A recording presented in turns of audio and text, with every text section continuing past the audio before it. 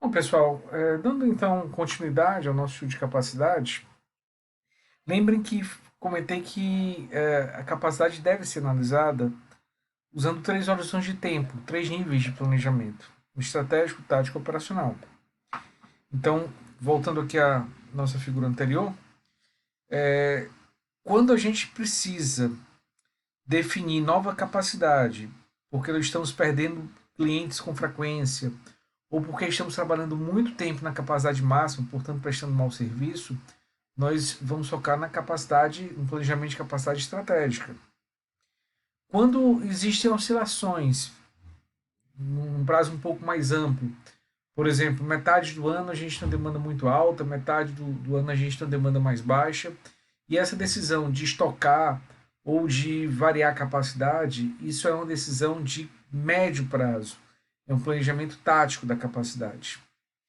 E no dia a dia, quando surge uma demanda imprevista, por exemplo, quando nós estamos aqui em determinado ponto e eventualmente há um pico um pouco maior num dia ou no outro, e a necessidade de incrementar aquilo que foi planejado, aquilo que foi previsto, aí se faz um pouco de hora extra, ou se desloca funcionários de um setor para outro que tem maior demanda, isso é uma gestão da capacidade operacional de curto prazo. Então são três níveis de decisão que acabam se complementando.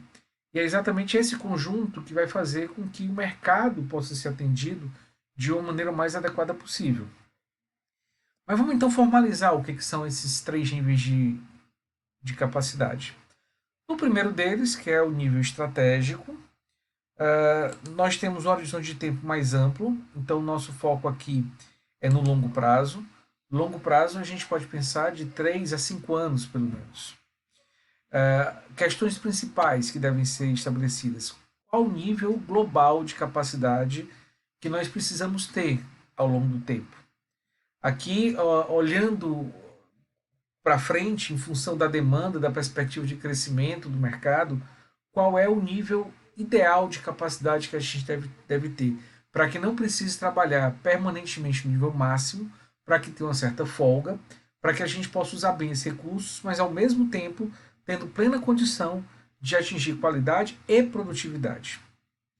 Que padrões de decisões deveremos adotar para a alteração dos níveis globais de capacidade? Ah, qual é o critério que vai nos fazer decidir por esses novos investimentos? Por exemplo, é quando nós passarmos tantos meses trabalhando com capacidade máxima, é quando a gente observar uma tendência de crescimento que dentro de certo tempo vai nos fazer não ter condição de atender a todos os clientes a todos os clientes que nos procuram, enfim, precisamos definir alguns pontos que possam nortear algumas decisões a serem tomadas. E algumas decisões típicas, novas unidades de operação. Então, podemos decidir pela abertura de nova empresa. Aí vejam, aqui está ligado diretamente ao estudo de localização. Tá? Se eu resolvo fazer isso, eu tenho que definir aonde eu vou localizar essa nova unidade. Expansão de unidades, eu não vou localizar, mas eu vou ampliar a capacidade da minha unidade atual. Aqui é fundamental um estudo de layout, para que a gente possa otimizar esse espaço e garantir que essa expansão traga o melhor resultado possível. E ainda aquisição, alteração de tecnologia. Eventualmente a gente pode manter tudo como está hoje, só que eu vou trocar as máquinas, os equipamentos que eu utilizo, comprar uma tecnologia mais moderna, mais produtiva, mais sofisticada, que nos dê um resultado mais alto. Tudo isso aqui é decisão estratégica de longo prazo. Horizonte de tempo médio são decisões táticas. Nesse caso, a gente está falando de um período de 3 a 6 meses, talvez, no máximo um ano. Então, algumas questões. Devemos utilizar a produção nivelada ou acompanhar a demanda com produção? Produção nivelada é aquela em que a gente mantém a produção constante, não alteramos a produção. E eventuais variações que acontecem vão ser supridas com estoque. Então, aqui eu acumulo estoque que vai ser usado para atender essa demanda maior no período seguinte. Isso é uma produção nivelada. E acompanhar a demanda, eu vou demitindo, vou contratando, vou fazendo hora extra, vou ampliando os turnos, para que eu possa ir ajustando a minha capacidade à nova realidade de mercado. Que compôs de funcionários próprios e de terceiros para atuar, para atender à flutuação da demanda? É viável fazer a terceirização? Isso deve ser feito? Para que tipos de processo? Para que tipo de produto? Para que atividade específica? Então, algumas decisões típicas: quantos turnos de trabalho nós vamos trabalhar, nós vamos utilizar.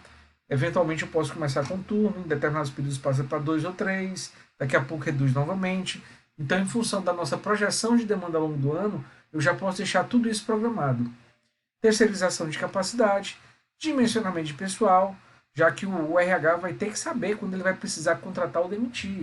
Então, se é algo previsível, isso aí deve estar no radar, deve estar na programação. E ainda a aquisição de recursos de porte menor, que não demora 2, 3 anos para estar pronto e configurado e funcionando. A gente pode ter esse recurso de menor porte instalado num prazo bem mais curto. Sei lá, 3 meses, 4 meses, 6 meses no máximo, a gente já consegue ter uma nova configuração de capacidade com esses recursos adquiridos. Então são decisões de médio prazo, planejamento tático de capacidade. E no operacional, aí a gente foca no dia seguinte, a gente foca em algo mais imediato, a gente foca em uma situação que precisa de uma resposta rápida. Então, que recursos alocar? E que recursos alocar para quais tarefas? Então, é aquela decisão diária de quem vai trabalhar em cada tipo de atividade que precisamos realizar.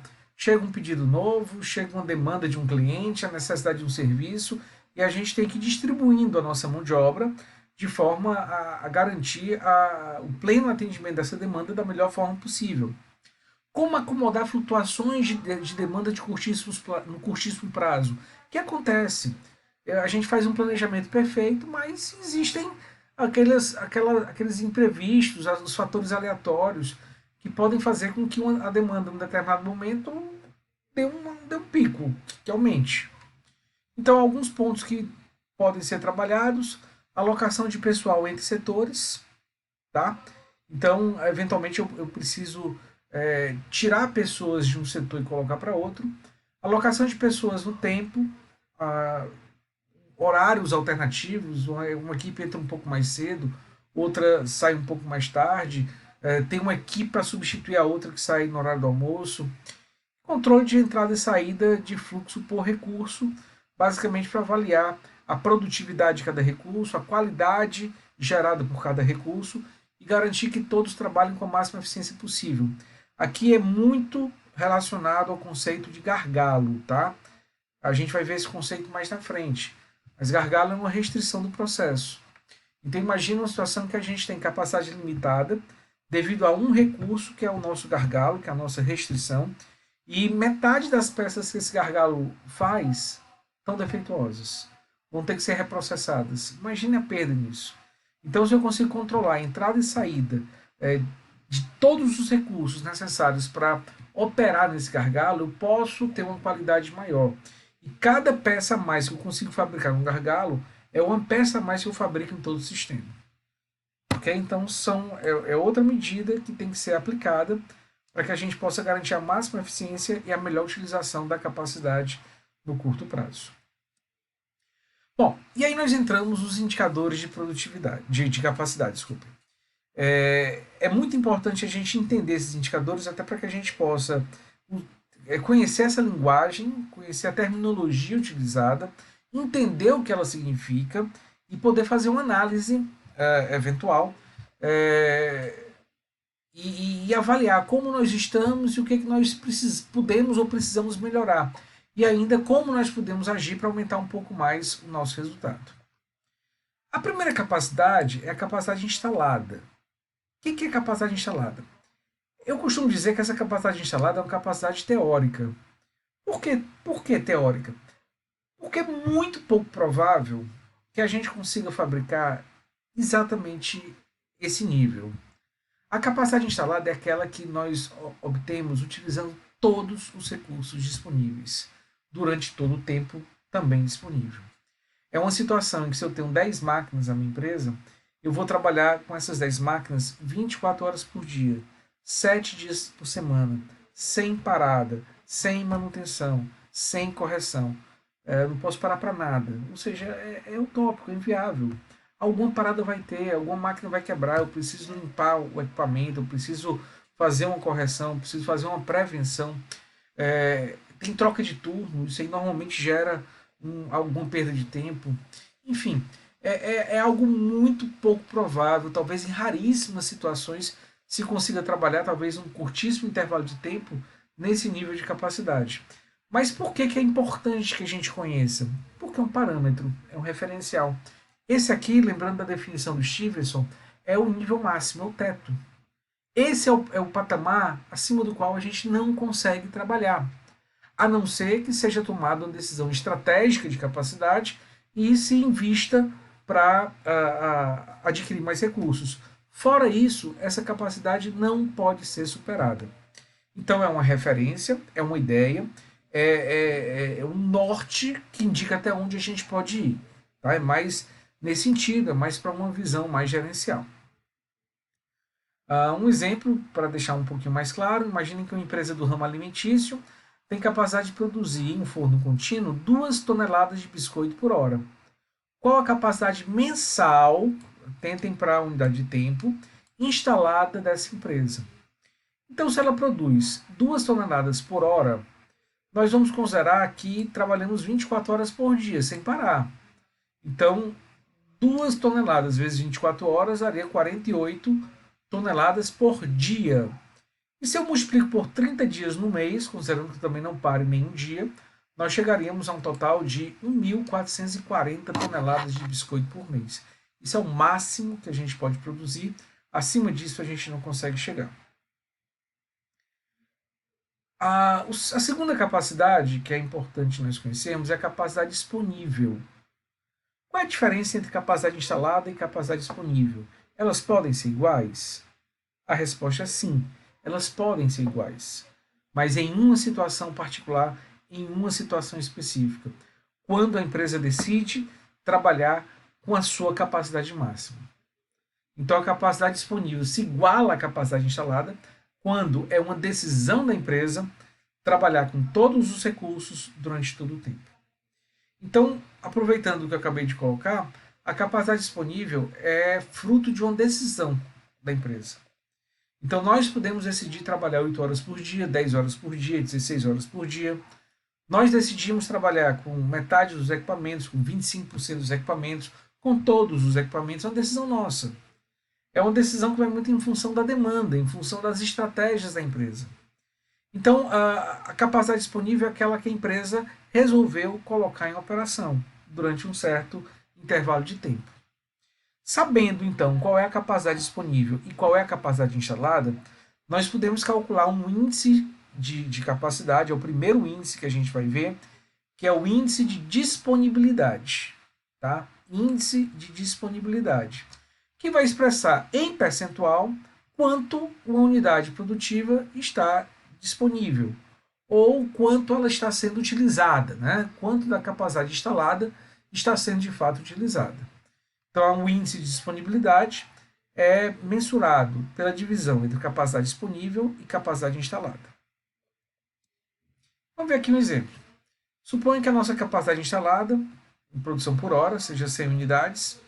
Se eu quero por dia, eu tenho condição de produzir, se eu utilizar todos os recursos, 24 horas por dia, 2.400 unidades por dia. Suponho que a empresa só vai trabalhar 8 horas por dia, é uma decisão dela. Ela vai usar todos os recursos, tá? Mas não vai trabalhar 24 horas, vai trabalhar somente 8 horas por dia. Se ela vai trabalhar 8 horas por dia e ela fabrica 100 unidades por hora, ela vai chegar ao final do dia com 800 unidades fabricadas. Portanto, o nosso índice de disponibilidade seria a capacidade disponível, que seria 800 unidades dia, dividido pela capacidade instalada, que seria 2.400 unidades dia. 800 sobre 2.400 é 33,33%. O que isso significa? Que a nossa empresa está usando de forma efetiva, foi uma decisão tomada, está utilizando 33,3% da sua capacidade total. Ela ainda poderia, caso consiga, aumentar a sua utilização em 67%.